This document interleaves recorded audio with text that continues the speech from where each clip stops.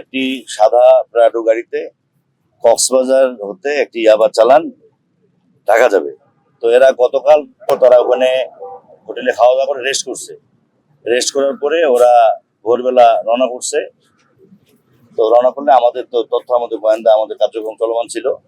এরপরে আমরা আমাদের এই যে জাগরজুলি, যে কৃষ্ণনগর এই জায়গার নাম, এখানে আমাদের টিম আটক করার পর দুপুর আনুমানিক 12টা বা 12:15টার সময় আটক করার পর আমাদের টিম আটক করার পর আমাকে খবর দেয়, আপনাদেরকে খবর দেয়।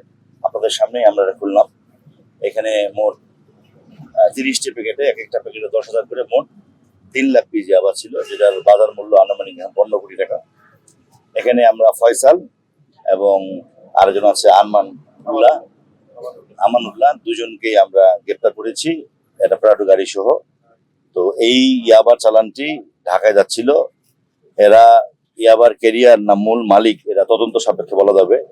আমরা এই ইয়াবার চালান এবং মাদকের বিরুদ্ধে যে আমাদের অভিযান এবং র্যালি সমাবেশ আমরা শুরু করেছি, তারই ধারাবাহিকতায় আমরা বড় চালানগুলি ধরার চেষ্টা করতেছি। ছোটগুলো তো আমরা অভিযান শুরু করেছি এবং আপনারা ইতিমধ্যে রেজাল্ট টের পাবেন। তো আজকে কুমিল্লায় ইতিপূর্বে 1,60,000 পিস আবদ্ধ ছিল, আজকে কিন্তু 3 লাখ পিস, এটা আরেকটি বড় চালান। আমরা এখানে যে দুজন গ্রেপ্তার করেছি, এদের মাধ্যমে আমরা এটার মূল যে রুট সেটা খুঁজে পেলাম। যে লকারে যে ব্রিফকেসে বড় ব্যাগে ছিল লাগেজে, সেই লাগেজটি লক ছিল, লকটি আমরা ওদের সামনে ওদেরকে দিয়ে ভেঙে ফেলছি। ভাঙার পর আমরা এখান থেকে 3 লাখ পিস ইয়াবা যেটা উদ্ধার করলাম। আমরা এখন ওদেরকে আমাদের জিজ্ঞাসাবাদ এবং রিমান্ডে জিজ্ঞাসাবাদ করে এটার মানে কে বিক্রেতা, কে ক্রেতা, মালটা কোথায় যেত, কে নিত, এই বিষয়টি আমরা তদন্ত করে বের করে আবার আপনাদেরকে ডেকে আমরা জানাবো ইনশাল্লাহ। কক্সবাজার চকরের দুজনের বাড়ি।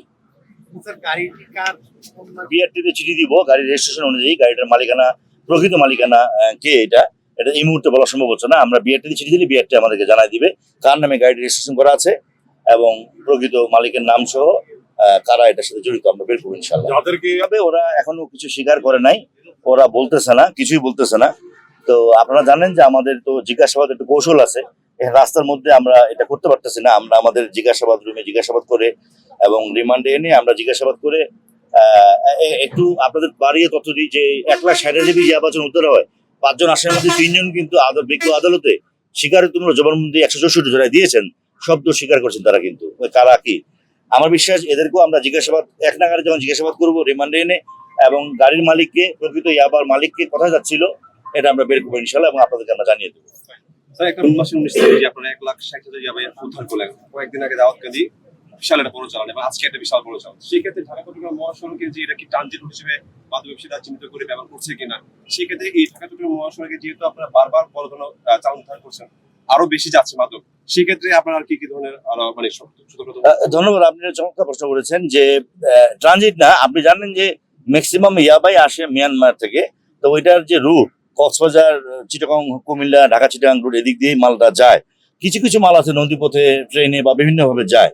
আমরা আমাদের গোয়েন্দা মানে তথ্য এবং গোয়েন্দা কার্যক্রম এবং আমাদের বিভিন্ন আভিযানিক টিমকে আমরা সবসময় কাজে লাগাই। বড় চালানের খবর পেলে আমরা ধরে ফেলি।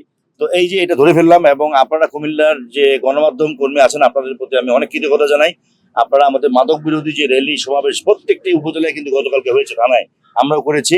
আমরা কিন্তু এটার ব্যাপারে আমাদের অভিযান প্রতিদিন চলতেছে এবং চলবে, এবং আমরা মাদক নিয়ন্ত্রণ, যেটা মানে মাদকদ্রব্য অধিদপ্তরের মাদক নিয়ন্ত্রণ, মাদক তো নির্মূল করা খুব টাফ, কিন্তু মাদক নিয়ন্ত্রণ এবং বড় চালান সহ ছোটখাটো মাদক আমরা রেগুলার উদ্ধার করতেছি। আপনি দেখেন দাউদকান্দি কিন্তু কন্টিনিউয়াস এখন মাদক উদ্ধার করছে, এটা বড় চালান ধরা পড়লো।